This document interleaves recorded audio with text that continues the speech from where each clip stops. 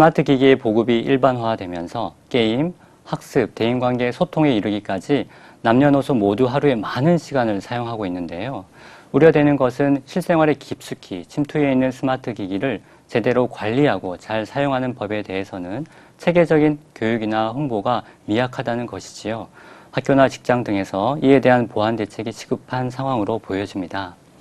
한 조사 결과에 따르면 81%의 사람들이 아무런 목적 없이 습관적으로 스마트폰을 들여다본다고 하네요.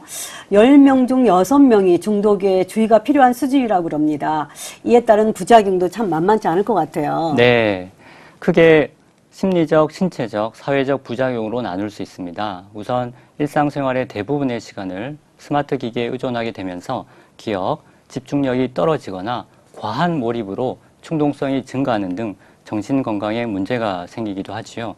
또한 거북목, 손목 터널 증후군 같이 과도한 고개 숙임과 자판, 터치 등으로 근골격계 이상이 올 수 있고요. 성장기 청소년에게는 근시 진행이 빨라지며 수면 장애가 발생하여 정상적인 성장 발달이 늦어질 수 있습니다. 혼자 있는 시간이 많아지면서 사회적으로 위축되거나 혹은 이와는 반대로 SNS상에서 반복적으로 특정 사실이나 정보에 노출되면 자신도 모르게 이를 맹신함으로 사이버 범죄나 집단 따돌림 같은 심각한 부작용이 발생하기도 하지요.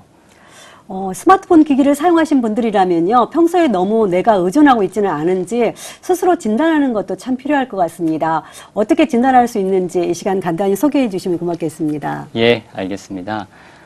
우리가 스마트 기기 사용 중독 진단 기준을 표 그림을 통해서 말씀드리고자 합니다.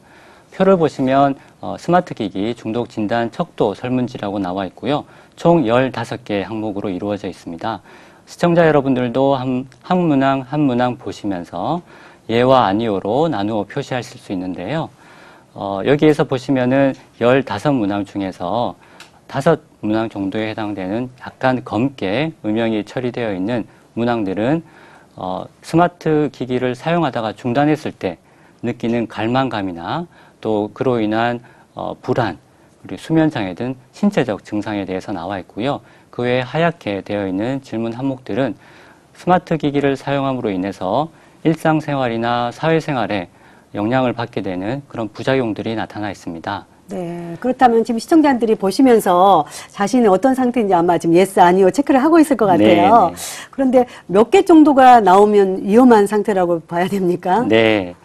무조건 예가 나왔다고 해서 다 문제가 있는 건 아니겠지만 네. 이 항목 중에서 5개에서 10개 사이에 예라는 답이 나오게 되면 잠재적 위험군이라고 합니다. 네. 즉 지금 당장의 큰 문제는 없지만 앞으로 사용상에 있어서 좀 세심한 주의와 관찰이 필요한 경우고요.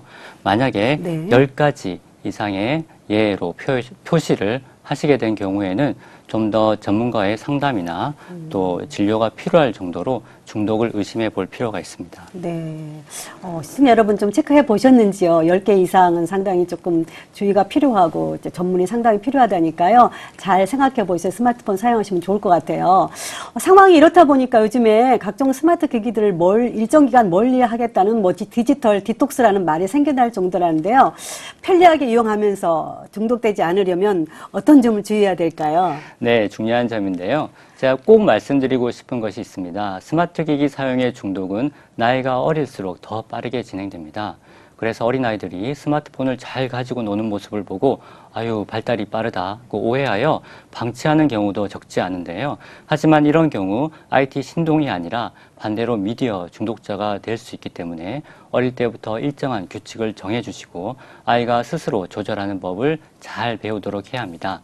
그리고 어른들의 경우 아이들에 비해 스스로 조절할 수 있는 능력이 있기는 한데요. 그러나 중독에 빠지기 전에 미리 예방하는 것이 중요하며 정기적으로 자신의 스마트 기기 사용 습관을 점검하고 필요에 따라 전문가의 조언이나 상담을 받으시는 것도 꼭 필요할 것입니다.